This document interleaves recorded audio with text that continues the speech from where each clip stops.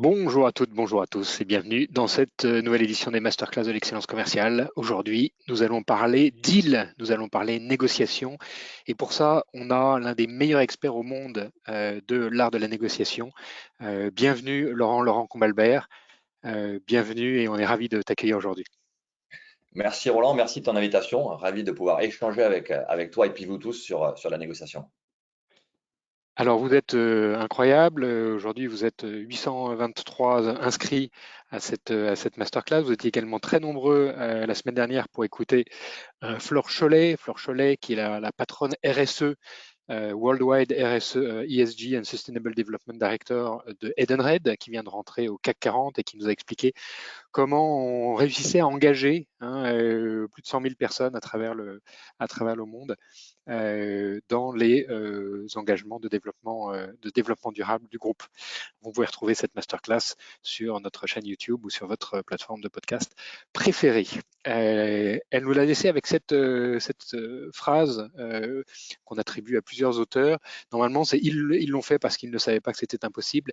Et l'a traduit par elles l'ont fait parce qu'elles ne savaient pas que c'était impossible. Flore, depuis de nombreuses années, est très engagée dans la cause de l'égalité entre hommes et femmes. Et voilà, elle a un message à toutes les jeunes femmes qui commencent leur carrière. Elles l'ont fait parce qu'elles ne savaient pas que c'était impossible. Les masterclass de l'excellence commerciale sont rendues possibles par le soutien d'Incentive. Incentive, c'est un éditeur logiciel français qui est la plateforme de management de la performance des équipes commerciales. Et Incentive simplifie la vie des managers dans une vingtaine de pays, dans des secteurs aussi variés que la banque, le retail, les biens de grande consommation, l'industrie ou les télécoms. La page de pub est terminée. Est-ce que, Gloria, tu peux nous faire le portrait de notre invité du jour, Laurent Combalbert, négociateur de crise, ancien négociateur du RAID? Avec plaisir.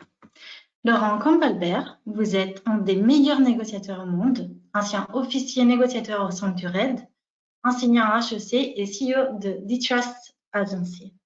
Diplômé de la faculté de droit de Toulouse en maîtrise de droit et maîtrise des sciences politiques, vous devenez élève officier au sein de la première promotion de lieutenant de police.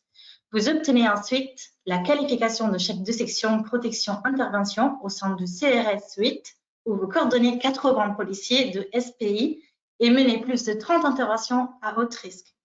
En 1998, vous êtes recruté par Michel Marie, premier négociateur du RAID, pour structurer l'équipe gestion de crise et négociation, et construisez le premier cours français de négociation de crise. 2 années plus tard, vous êtes invité à la FBI National Academy pour suivre le FBI National Crisis Negotiation.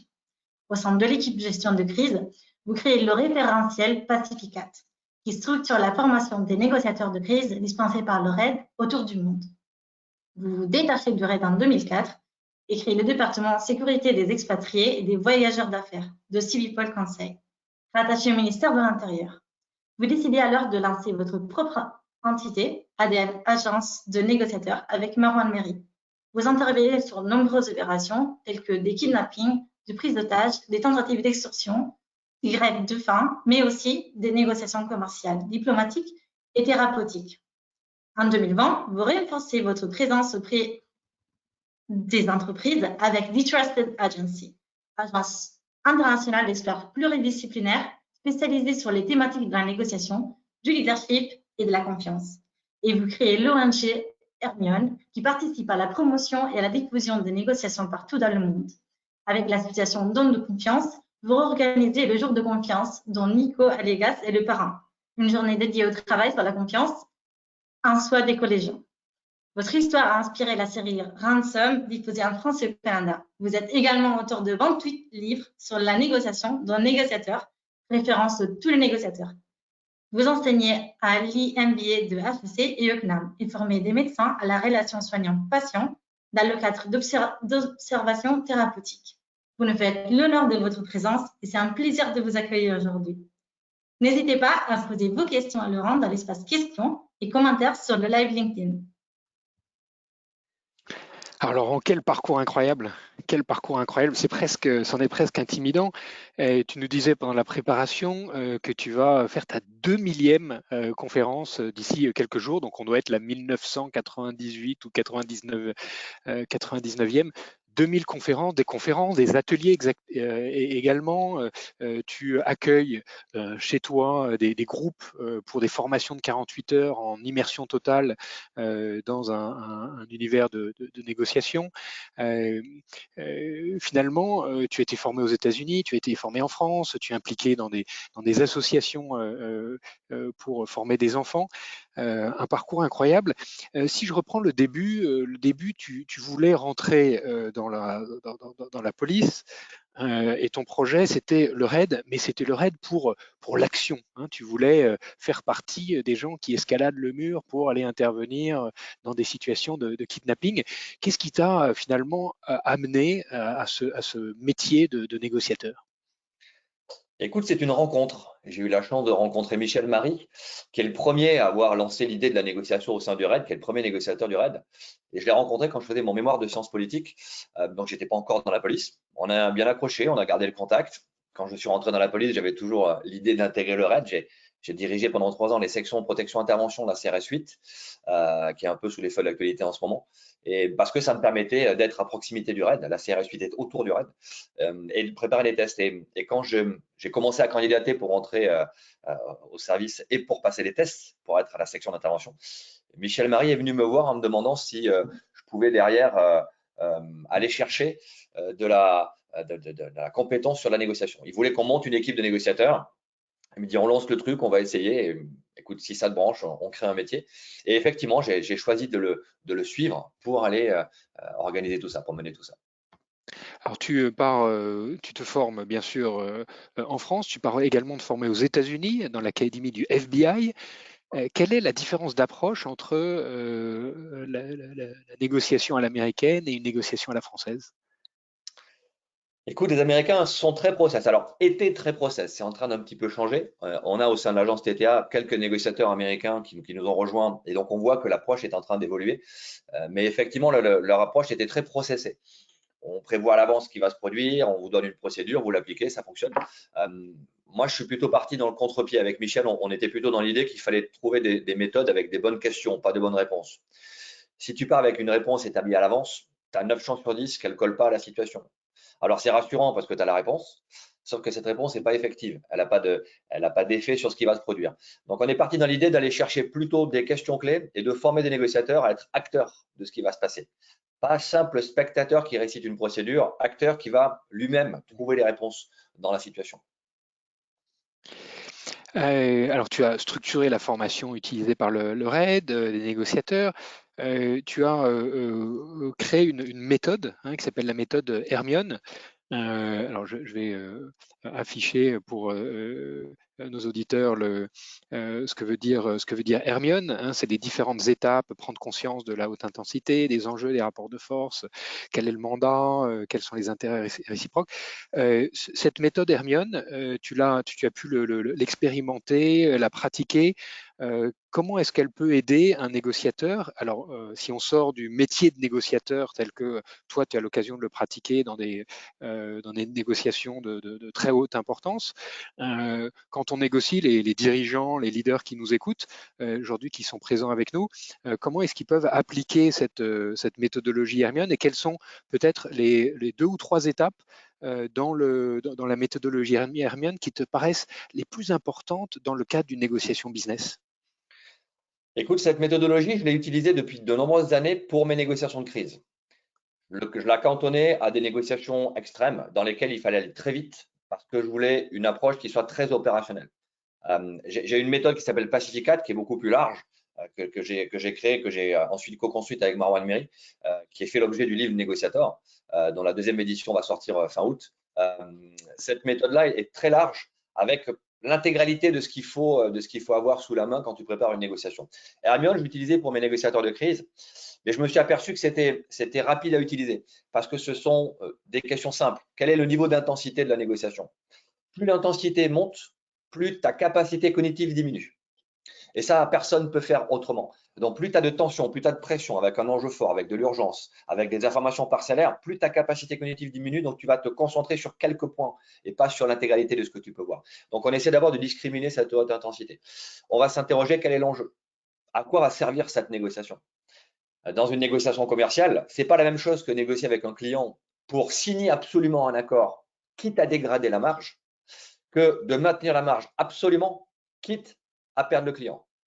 Avant de partir sur une négo, si tu n'es pas clair sur l'enjeu qu'elle doit satisfaire, si tu te concentres que sur la stratégie et sur le déroulé, si tu oublies à quoi ça sert, forcément, tu ne seras pas efficace et tu ne pourras pas t'adapter à la situation. Parce qu'il y a plein de façons d'atteindre l'enjeu. Le rapport de force, évidemment, parce que dans une négociation de crise, avec un preneur d'otage, un forcené, un kidnappeur, il y a un rapport de force. Mais dans toutes les négociations, il y a un rapport de force, tout le temps. Quelle est la dépendance que j'ai avec mon fournisseur ou mon client? Quelle est l'exclusivité? Quel est le budget qu'il peut avoir? Tous ces éléments-là, on doit les analyser pour savoir comment je positionne ma stratégie par rapport à ça. On part bien sûr jamais négocier sans mandat. Je me suis souvent battu en interne quand je faisais des négociations de crise pour avoir un mandat, pour avoir une marge de manœuvre. Quand on me disait allez-y mais ne lâchez rien, évidemment c'est pas un mandat. Donc jusqu'où je peux aller, qu'est-ce que je peux donner, sur quel sujet on peut discuter. Et une fois que j'ai fait ces 4 premiers points-là, je bascule sur la partie adverse. Quel est son intérêt? C'est-à-dire quel est le besoin qu'elle cherche à satisfaire? Et ça c'est un boulot d'hypothèse. Parce que tu ne peux pas partir avec une interprétation. Tu ne peux pas partir en te disant un paranoïaque, il veut forcément ça, un schizophrène, il veut forcément ça, un négociateur de la CGT, il veut forcément ça, un négociateur de la DRH, il veut forcément ça. Bien sûr que non. Chaque situation est spécifique. Donc, on doit analyser les hypothèses d'intérêt, les intérêts potentiels, pour voir comment on les satisfait dans un objectif commun partagé. Ça, l'OCP, j'avoue que ça fait 25 ans cette année que je fais de la négociation. Et ça fait à peine quelques années que je travaille sur l'OCP. C'est-à-dire la verbalisation de ce qu'on va réussir ensemble si chacun accepte de faire des pas vers l'autre, d'aller dans le compromis, d'aller dans la collaboration avec l'autre. Une fois qu'on a fait tout ça, tu vois, ce sont déjà les 6 premières étapes du référentiel. La négociation n'a pas encore commencé. Ça, c'est que de la préparation. La négo commence au N de Hermione. Et là, c'est la relation. Une fois que tout le reste est clair, tu as ton enjeu, tu as ton rapport de force, tu as ton mandat, tu as des hypothèses d'intérêt, tu as un OCP. À partir de là, tu vas créer la relation de négociation. Si l'autre ne t'entend pas, tu peux avoir le meilleur plan possible, la meilleure façon de satisfaire son intérêt, ça ne fonctionnera pas. Donc là, on est clairement sur empathie, assertivité, respect de l'autre, disponibilité. Et si tout ça fonctionne, et c'est à ça qu'on sert en tant que négociateur, on obtient un engagement. L'engagement, ce n'est pas juste l'accord. L'engagement, c'est le lien qui va unir les parties prenantes au travers de l'accord qu'elles vont signer. Donc, tu vois, ce sont des questions assez simples qu'on se pose tous. Quand tu négocies avec ton client, quand tu négocies avec tes enfants, quand tu négocies avec tes voisins, on devrait s'interroger sur ces questions-là. Les enjeux sont différents, par contre, l'approche et le questionnement est toujours le même. À l'INSEAD, dans nos cours de négociation d'MBA, on nous apprenait la ZOPA, la Zone of Potential Agreement. Est-ce que c'est similaire à ce que tu appelles l'objectif commun partagé? Alors, la ZOPA, c'est plutôt des points, c'est plutôt une zone d'équilibre entre les parties. Tu vas avoir les zones de frustration respectives. Tu me demandes 100 pour un truc que j'estime valoir 50, évidemment, je suis frustré. Et je te propose 20 pour un truc qui vaut 50, tu seras frustré. Entre les deux, on a une zone potentielle d'accord. Ça, c'est le rapprochement des mandats. Tu dois avoir dans ton mandat tes propres points, ton point d'entrée, ce qu'on appelle la position, ce que tu poses sur la table, ton point de rupture, ce que tu ne dépasseras pas, et entre les deux, tu vas jouer. Et c'est la même chose du côté de la partie adverse. Donc la ZOPA, c'est ce qui va rejoindre les 2 points objectifs qui vont s'aligner. Et dans cette zone-là, on peut négocier sans frustration mutuelle. Donc oui, il n'y a pas de bonne ou mauvaise méthode de négociation.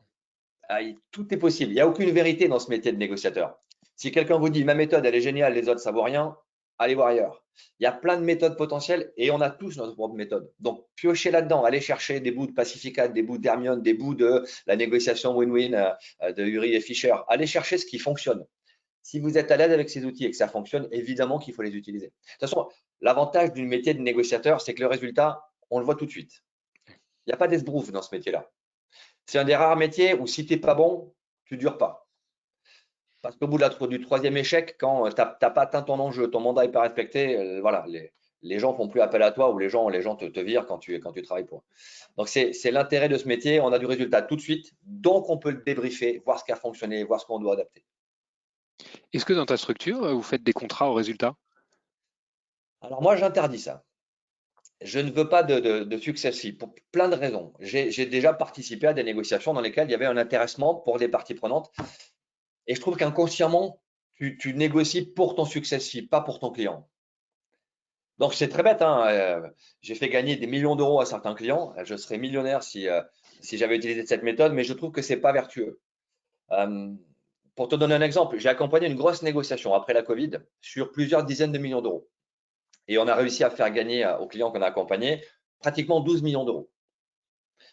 Et quand j'ai envoyé la facture de la prestation que j'ai portée, c'est-à-dire quelques jours d'assistance, mon client m'a rappelé pour me dire, mais au vu de ce que vous nous avez fait gagner, voilà, ça ne me paraît pas très élevé, alors que je coûte assez cher, hein, mon tarif à la journée est assez élevé. Mais je lui ai dit, c'est pas moi qui ai généré le business sur lequel vous m'avez fait négocier, c'est vous. C'est pas juste de prendre cette partie-là. J'aurais apporté le même temps et la même valeur ajoutée à une négociation de 100 000 euros ou à une négociation de plusieurs dizaines de millions d'euros.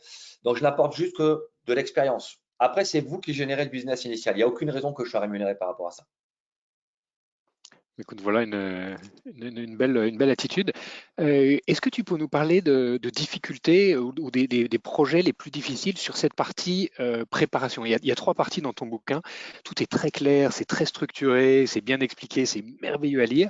Il y a la préparation, il y a la conduction de la négociation et après, on en parlera tout à l'heure, il y a le débrief qui est très important aussi dans ta méthodologie. Si on reste pour conclure sur cette partie préparation, est-ce que peux nous parler de cas où la préparation était vraiment compliquée et comment tu as aidé ton client ou tes partenaires à dépasser ces difficultés dans la préparation? Bah, la première difficulté dans la préparation, c'est quand il n'y a pas de préparation. Quand tu arrives et que ça a déjà commencé. Donc ça, c'est On les cas. t'appelle en catastrophe, quoi.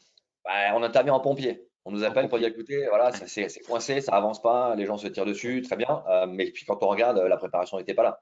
Donc il n'y a pas de rapport de force évalué de manière objective. Le mandat n'est pas très clair. Tous les sujets de négociation n'ont pas été envisagés. On n'a pas pensé à l'intérêt adverse. Chacun focus sur son intérêt, mais pas celui des autres. Donc oui, là, c'est compliqué. L'autre facteur de difficulté qu'on rencontre, c'est quand le décideur s'implique dans la négociation trop vite. Donc dans la phase de préparation, on essaie de convaincre le décideur qu'il faut qu'il prenne du recul. Le décideur n'est pas un bon négociateur. Le négociateur n'est pas un bon décideur, pour plein de raisons. Le décideur, s'il est impliqué, il est engagé émotionnellement. Si la partie adverse voit que tu parles au décideur, elle va attendre une décision, pas une négociation. Elle va demander plus puisqu'elle peut parler au chef. Elle va te mettre la pression en éliminant le négociateur qui n'est plus légitime puisque son chef est présent, pas besoin de lui parler. À l'inverse, si le négociateur peut prendre des décisions, bah, il va avoir tendance à s'enflammer, parfois à céder sur des choses qui ne sont pas validées par son patron et à revenir en disant, écoutez, j'ai dit oui, mais en fait, je ne suis pas dans mon mandat. Donc oui, cette phase de préparation, la répartition des rôles entre décision et négociation, donc le mandat, c'est parfois une phase qui est complexe. Parce que tu peux avoir des boîtes où c'est toujours le patron qui négocie, depuis toujours. Donc il faut lui expliquer que ça se passe pas comme ça pour que ce soit efficace. Et tu as des boîtes où bah, le patron fait tout, parce qu'il est tout seul. On n'accompagne pas que des grands groupes, on accompagne aussi des PME, des ETI, et des fois le patron nous dit, ben, je suis le DRH, je suis le commercial, je suis le juriste. Et donc là, oui, il y a des méthodes pour travailler quand tu es à la fois décideur et négociateur. On peut faire un mandat de décideur, mais ça aussi, c'est quelque chose qu'il faut arriver à mettre dans la tête de celui qui va négocier.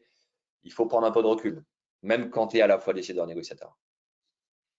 Alors maintenant, on va parler de la conduction de la négociation. Et pour introduire le sujet, je voudrais reprendre la mission de ta structure, la mission que vous êtes donnée. Vous êtes une entreprise à mission. Et la mission, c'est donner confiance au plus grand nombre. Donner confiance au plus grand nombre, c'est assez atypique à première vue pour une entreprise spécialisée dans la négociation de crise et négociation à fort enjeu. Mais finalement, c'est le cœur de toute la méthodologie, tout le savoir-faire, toute ton expérience, c'est donner confiance. Je pense que tu ne peux pas négocier sans confiance. D'abord, sans confiance en toi. Tu ne peux pas défendre une position si tu n'y crois pas ou si tu penses que tu n'es pas compétent pour le faire. Ce syndrome de l'imposteur qu'on évoque souvent et dont on pense qu'il est principalement féminin, il n'est pas du tout genré. On est tous sujets au syndrome de l'imposteur à un moment donné. Et cette perte potentielle de confiance peut nous amener à ne pas être sûr de nous quand on va être au contact. Or, ça va se voir. Donc, la première chose, c'est comment tu crées la confiance en toi. Tu sais où tu vas, tu as une ligne de négociation avec un enjeu, avec un objectif, avec une stratégie. Tu as un mandat qui est relativement clair, tu as anticipé les potentialités d'intérêt de la partie adverse, donc tu ne vas pas en terrain inconnu. Ensuite, tu ne peux pas négocier si tu ne crées pas la confiance avec la partie adverse. Sinon, ce n'est pas de la négo. Il y a plein de négociations qui n'en sont pas.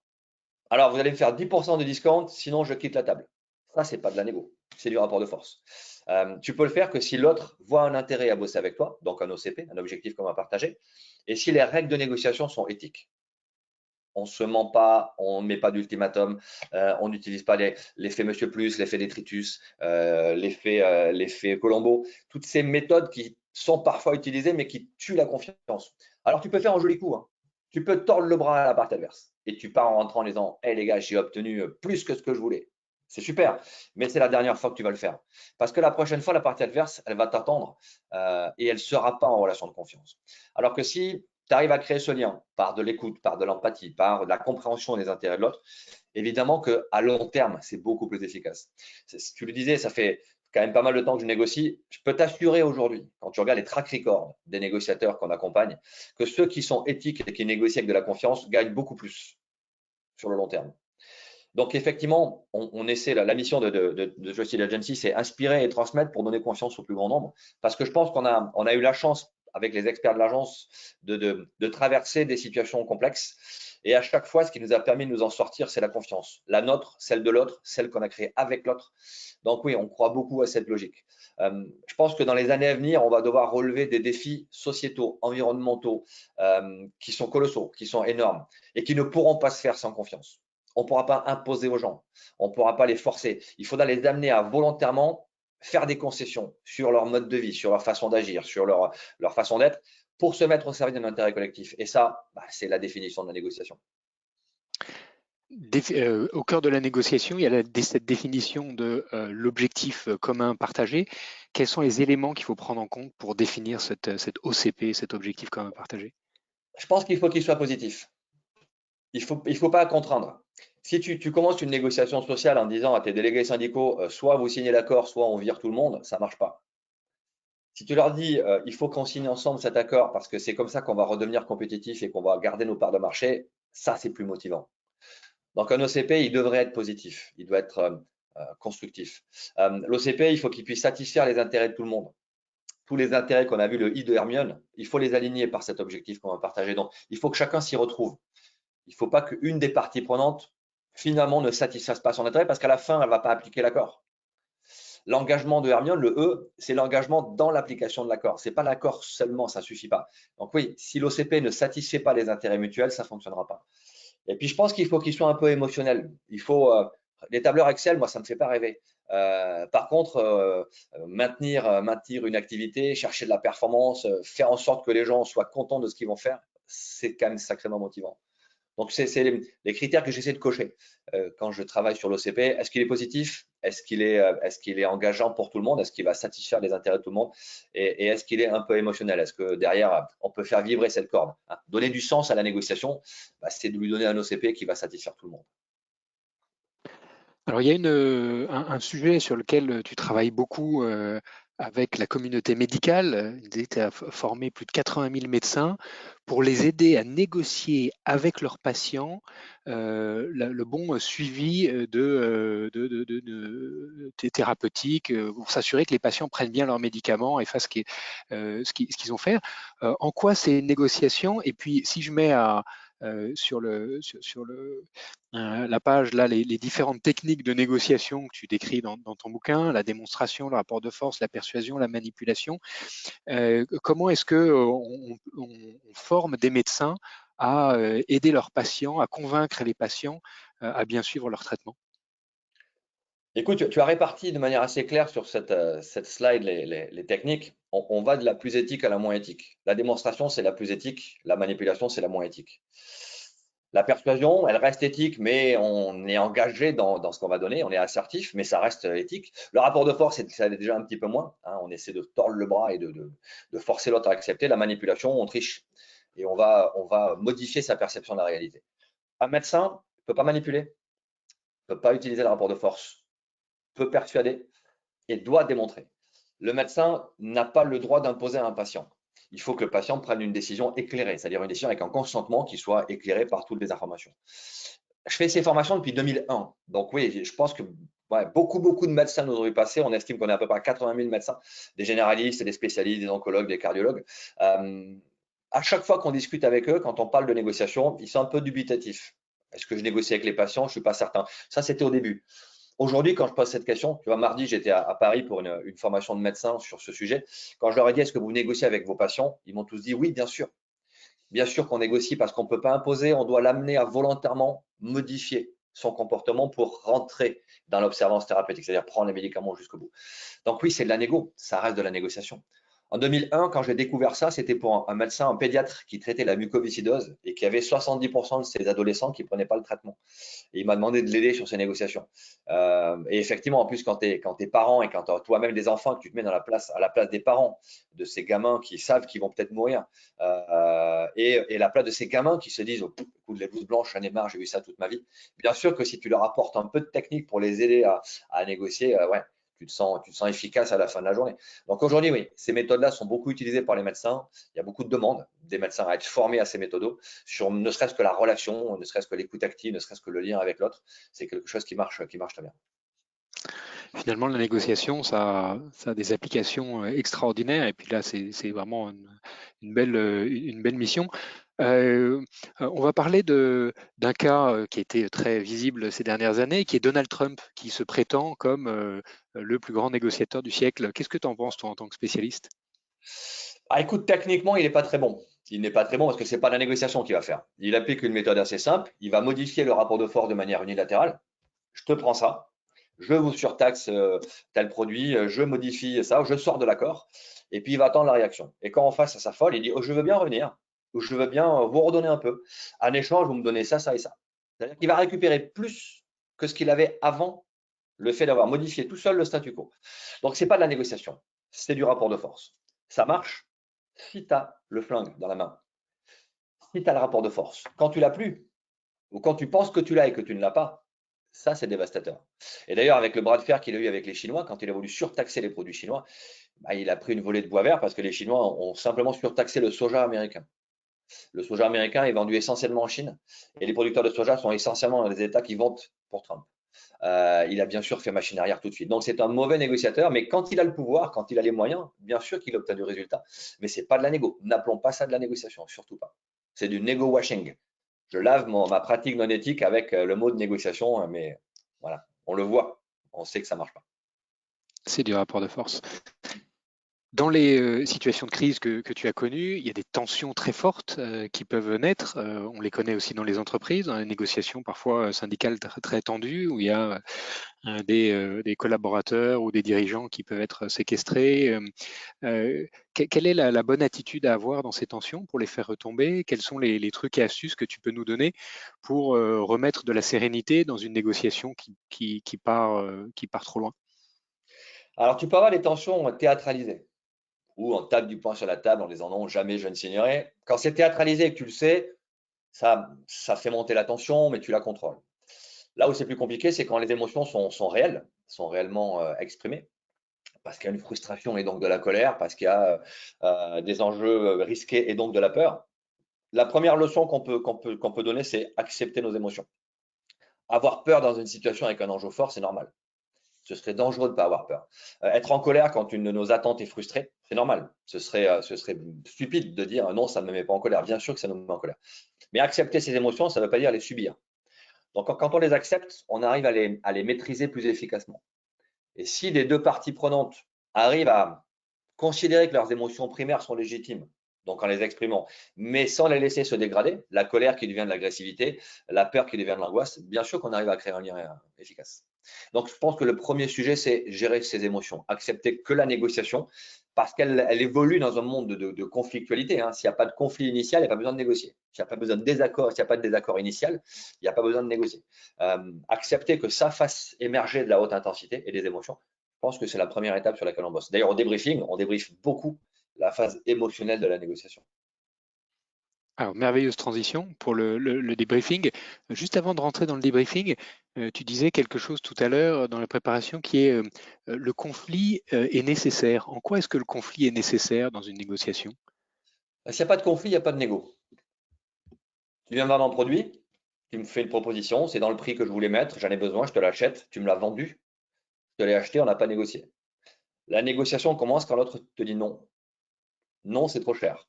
Non, pas comme ça. Non, pas dans ces conditions. Non, pour cette couleur. C'est là que ça va commencer. Et donc, tu vas devoir aligner ce désaccord. J'aime bien le mot conflit parce que il n'est pas négatif. Toutes nos civilisations se sont construites sur des conflits.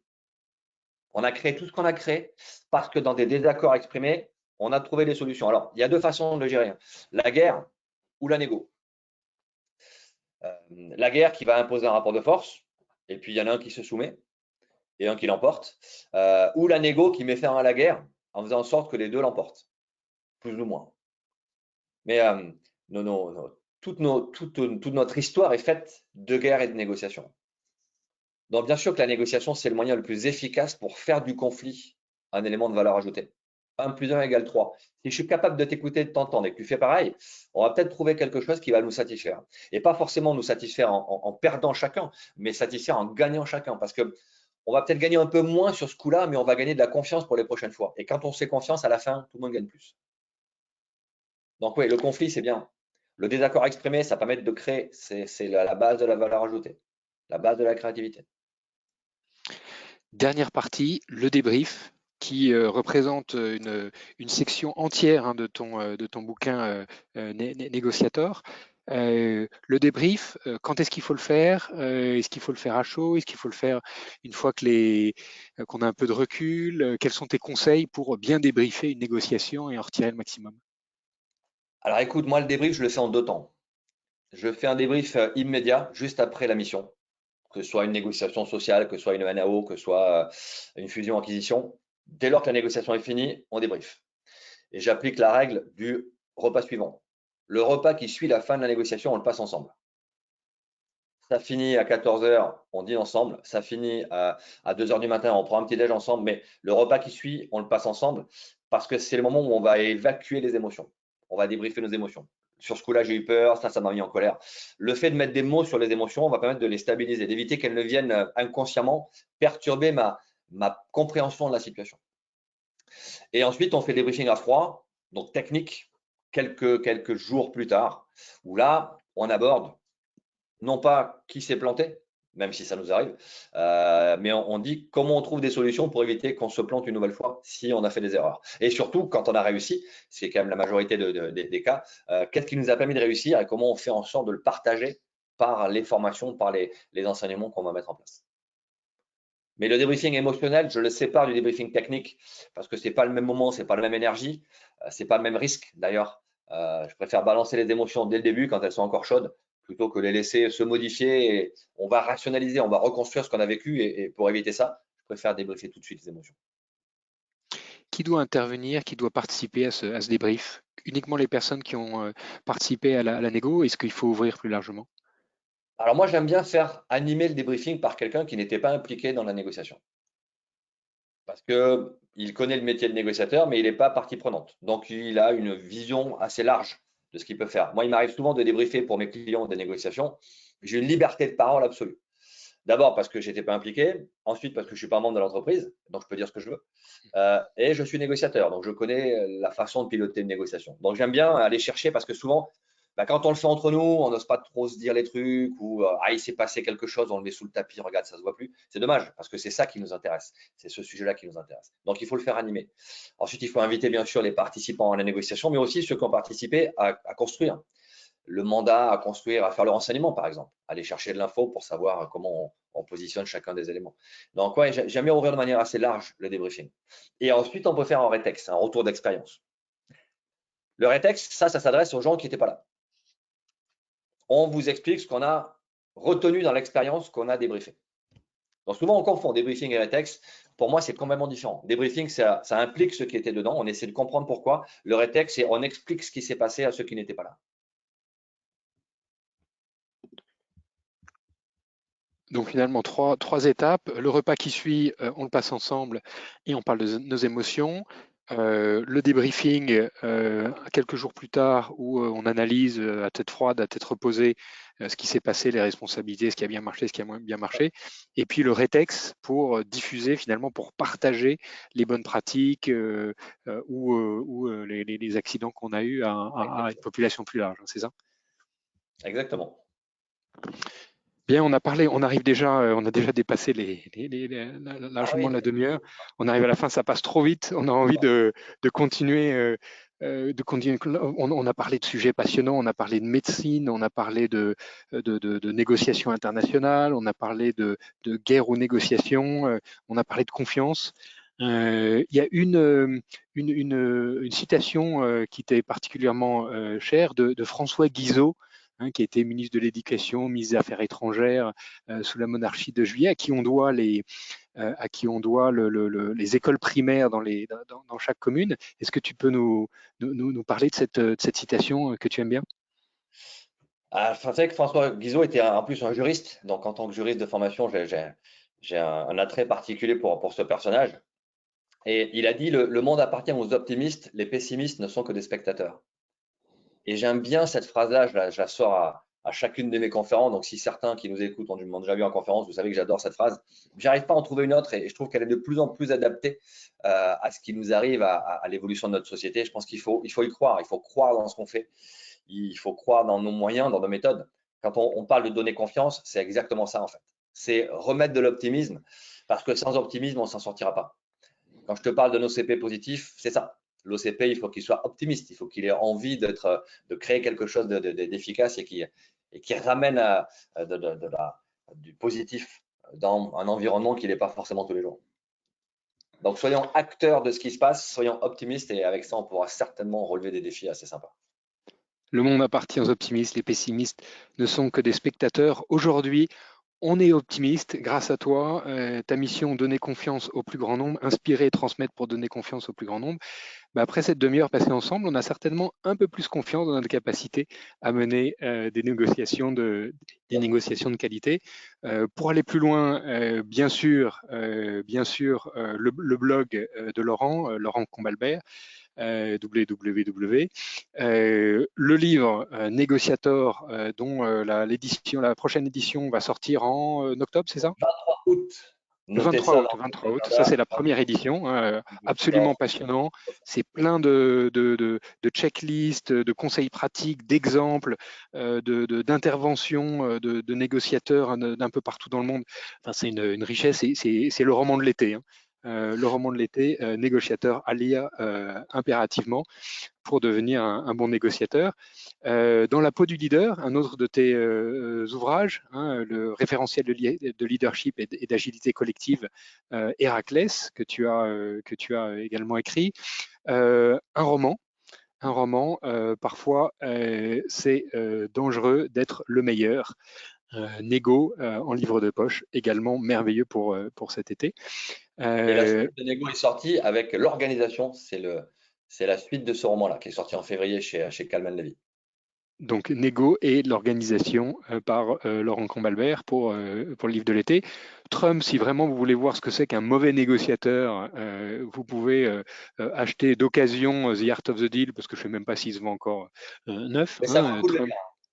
Et ça vaut le Ça coup de vaut le le coup lire. de le Oui, lire. c'est toujours vivant quand on écoute ou quand on lit Trump. Tony Schwartz, qui a écrit en fait ce livre, a dit: j'ai mis du rouge à lèvres à une truie. Juste pour vous montrer un petit peu la qualité des relations que Trump avait eues avec son co-auteur. Ouais, Trump, The Art of the Deal.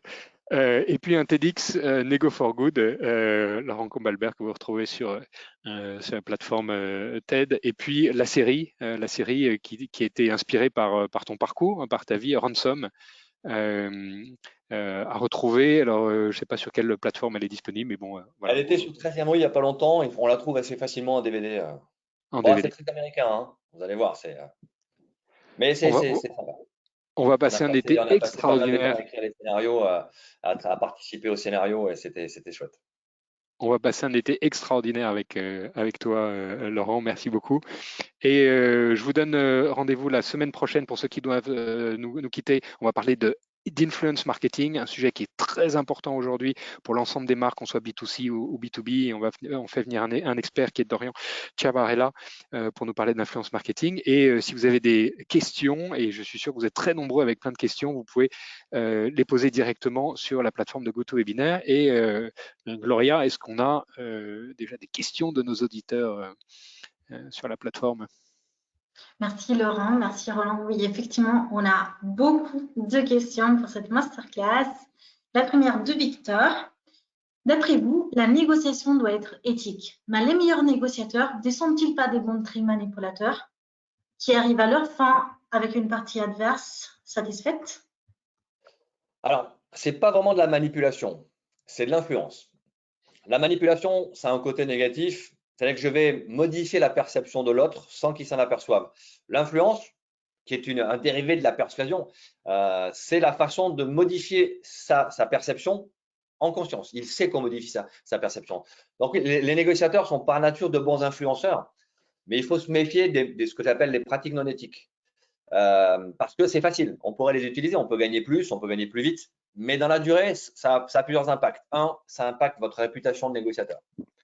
Bon, Victor, si tu négocies en utilisant le mensonge, en utilisant la mauvaise foi, en utilisant le top to top, forcément qu'au bout d'un moment, les gens vont le savoir. Alors que si tu négocies en étant dans la démonstration technique, dans l'influence, tu orientes ce que tu présentes, mais tu le fais de manière ouverte, effectivement, là aussi, les gens vont savoir que quand tu dis non, c'est non.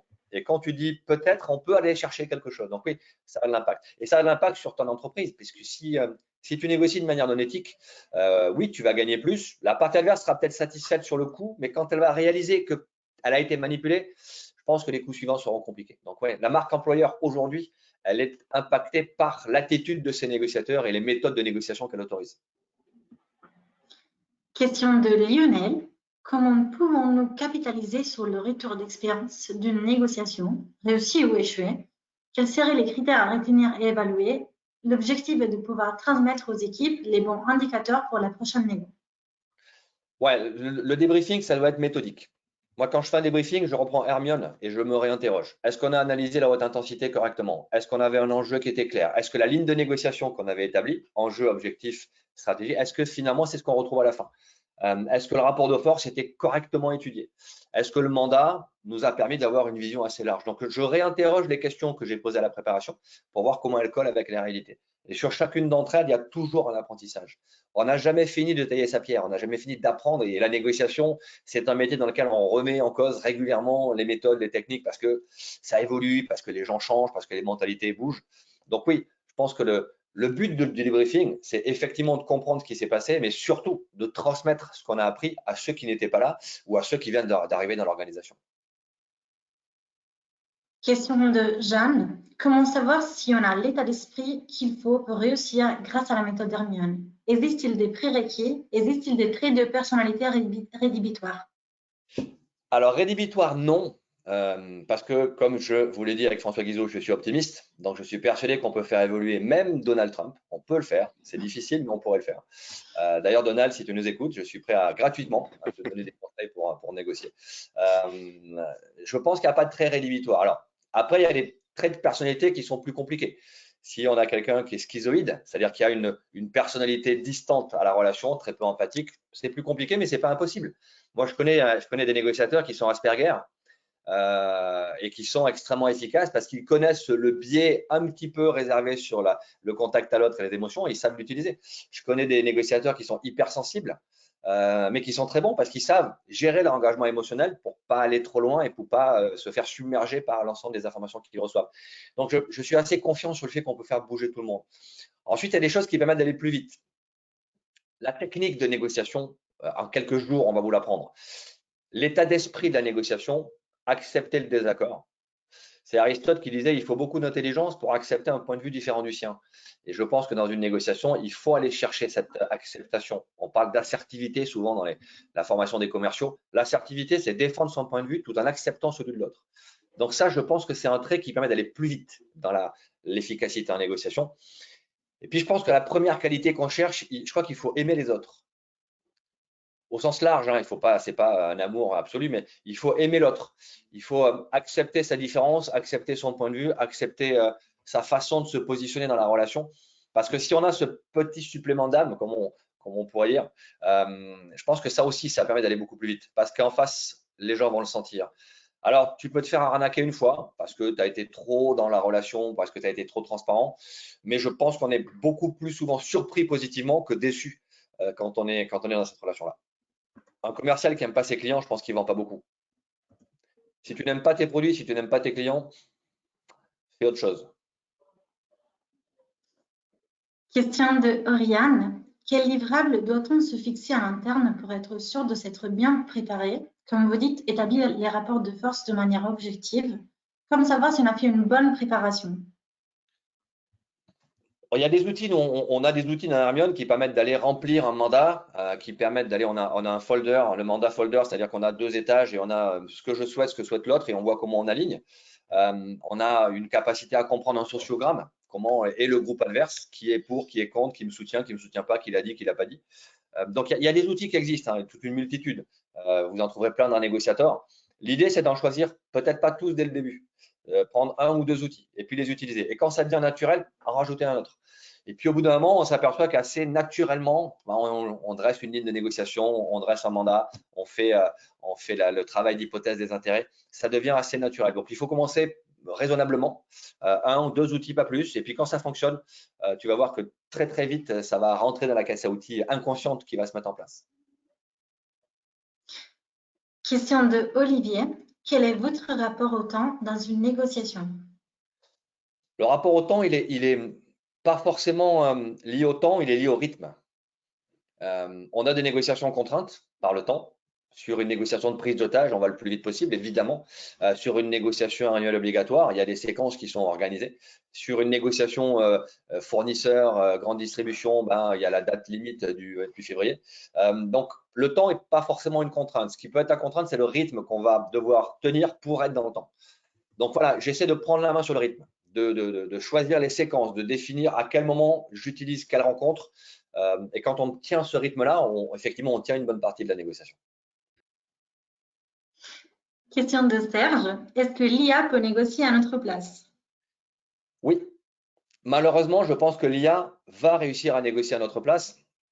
Je t'explique pour comment, Serge. Il y a une étude qui a été faite sur ChatGPT sur la relation médecin-patient. On a proposé des cas patients à des médecins, des vrais médecins, et on a proposé les mêmes cas à ChatGPT 4. Et on a regardé les résultats. Ces résultats ont été mélangés, proposés à d'autres médecins qui ont comparé en termes de diagnostic et en termes de façon de l'annoncer. L'IA est sur le haut de la liste, à la fois en termes de résultats, mais aussi en termes d'empathie. C'est-à-dire que les formulations qui sont proposées par ChatGPT sont plus empathiques que celles qui sont faites par les médecins. Donc oui, malheureusement, alors malheureusement non, efface ça. Oui, l'IA va nous aider à négocier, mais ça reste un outil. Ça reste un outil qu'il ne faut pas mettre sur la touche parce que c'est comme ça, c'est là, c'est déjà maintenant. Je ne sais pas si vous utilisez ChatGPT 4, le gap entre 3.5 et 4, il est quand même dingue en termes d'efficacité. Bien sûr qu'on l'utilise, bien sûr qu'on va y avoir recours. Après, il nous donne ce qu'on met à l'intérieur. Donc, s'il est alimenté correctement, sans biais perceptif, sans interprétation, il va nous aider à négocier. Ensuite, il y a des outils que la machine ne peut pas aller chercher. L'intuition relationnelle, le feeling, la captation des micro-expressions, même si ça se fait. Aujourd'hui, la machine arrive à trouver les émotions de quelqu'un par les activations musculaires de son visage. Donc oui, je pense que l'IA pourra négocier à notre place, mais il nous reste quand même un petit truc humain qui fait la différence. Donc oui, il ne faut pas cracher sur l'IA, il ne faut surtout pas la mettre de côté. Elle est là, donc faisons avec. Ensuite, comment on l'utilise et comment on l'encadre, parce que malgré tout, ça reste l'humain qui fait la différence. Il n'y a pas d'empathie derrière un écran. Même si on se parle à distance et je suis en train de vous voir, mais il n'y a pas de l'empathie telle qu'on peut l'avoir quand on se rencontre. Quand on a le côté animal qui va revenir, quand on est les yeux dans les yeux, quand on sent la distance, quand on sent la chaleur. Enfin, il y a plein d'éléments qui vont nous permettre d'aller comprendre des choses qu'aujourd'hui l'IA ne peut pas comprendre. Elle le saura peut-être, elle pourra le faire peut-être un jour, mais pour l'instant non. Question de Jeanne. Quelles sont les techniques utilisées pour gérer les émotions en live? En live, la première chose à faire, c'est sentir monter l'émotion. Quelles sont les activations physiques que je ressens quand la colère arrive, par exemple? Moi, quand je suis en colère, j'ai une crispation ici au niveau des mâchoires et une crispation au niveau des lombaires. Donc, dès lors que je sens cette crispation-là, je sais que mon corps réagit parce qu'il y a quelque chose qui me met en colère. Donc, quand je sens cette activation, ça me dit la colère commence à monter. rien qu'en sachant, un, que c'est de la colère, en mettant un mot sur l'émotion, et deux, qu'elle commence à monter, on peut arriver à la maîtriser. Ça ne veut pas dire qu'on va la maîtriser, mais 99 fois sur 100, rien qu'en ayant cette perception, c'est un OK, allez, je contrôle. Le fait de verbaliser l'émotion à soi-même de manière inconsciente permet de la piloter. Et puis ensuite, oui, il y a des techniques. Respirer, prendre un peu de recul, poser son discours face à quelqu'un qui me met en colère. Souvent, je pose mon discours, je pose mes mains. Je dis, bon, on est en train d'aborder un sujet sur lequel ça risque de devenir glissant assez vite. Quand j'ai ce positionnement, le positionnement des mains, quand j'ai cette respiration, je sais que moi, physiquement, l'ancrage que je vais prendre quand je me pose comme ça permet de maîtriser la montée émotionnelle. Donc, ce qui est intéressant, c'est de débriefer à chaud, de sentir à chaud monter l'émotion, puis de débriefer à froid. Qu'est-ce que j'ai ressenti, comment ça s'est vécu, quelle a été la réaction physique que j'ai pu avoir. Question de Julien. Quelle est la négo la plus dure que vous avez eu à mener? Pourquoi? Et qu'est-ce que vous changerez si c'était à refaire? Alors, qu'est-ce que je changerais? Rien. Parce que par chance, on a un gros taux de succès sur nos négociations. Une des négociations les plus dures que j'ai eu à mener, il y en a deux que j'ai eu à mener qui étaient dures. Une qui était dans le monde de l'entreprise. En 2012, on a accompagné le groupe Renault sur les accords de compétitivité. C'était difficile parce qu'il y avait une multitude de parties prenantes. Il y avait le MEDEF, il y avait l'UMM, il y avait le pouvoir politique, il y avait les syndicats, bien sûr. Mais ça a été une belle négociation parce que tout le monde a compris l'intérêt de collaborer. Il y avait un objectif commun partagé. Et donc, ça a été efficace, mais épuisant physiquement. Avec un super négociateur, Jean Agulon, qui était le DRH de Renault à l'époque, qui est vraiment un négociateur parmi les plus éthiques que je connaisse. Et puis, j'ai fait une négociation avec un forcené qui tenait son fils pendu par les pieds à un étage de son immeuble. Et là, c'était compliqué parce que la seule façon de le faire lâcher son gamin, c'est d'aller au contact physique. Face à un schizophrène, le contact physique, c'est dangereux. Et donc là, ouais, je me suis retrouvé enfermé dans son appartement avec un passage à l'acte qu'on a pu éviter sur le gamin, mais il a fallu donner l'assaut, intervenir. C'était la seule façon en fait d'attirer son attention et de faire en sorte qu'il lâche le gamin. Donc ouais, c'était des négociations qui étaient différentes. La première chez Renault, elle était difficile techniquement, mais pas très dangereuse. La seconde était dangereuse en termes de résultats, mais techniquement pas très difficile. Pour bien négocier, il faut aimer l'autre, accepter la différence, donner confiance au plus grand nombre. Grâce à toi, encore une fois, on part cet été plein de confiance, plein d'idées de bouquins, de séries à lire. Un immense merci. Laurent Combalbert, l'un des meilleurs experts en négociation au monde. Merci d'avoir été présent avec nous aujourd'hui pour commencer cet été. Et je vous souhaite à tous une excellente journée et à très bientôt, la semaine prochaine, pour parler d'influence marketing. Merci à tous. Bonne journée. Au revoir.